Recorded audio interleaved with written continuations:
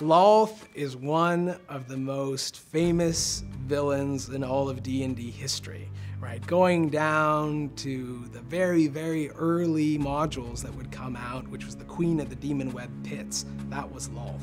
And she's made her presence felt in many other D&D campaigns since.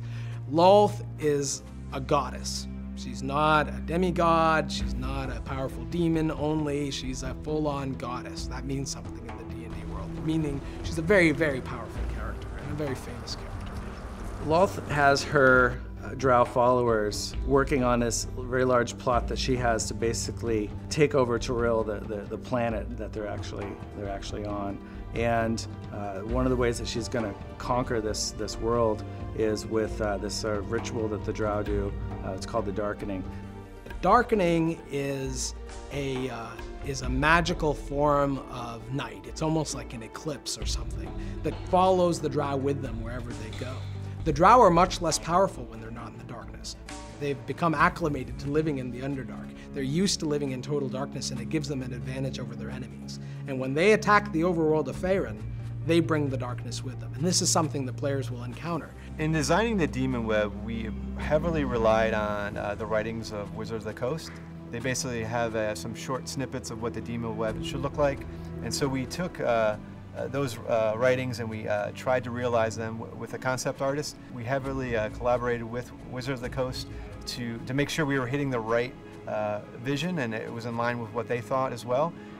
It was very much wide open, and so we just took a creative brainstorming approach of what we want this space to be like. The biggest challenge with the Demonweb is it's a large space. Basically the Demonweb is a void that has a bunch of asteroids and planets that have been destroyed under the reign of Lolth. Her main lair is the main gravitational force that binds it all together. Everything's kind of held together with webs and whatnot. And how do you represent such a large space and walk around it and show the chaos that is Lolth all at the same time?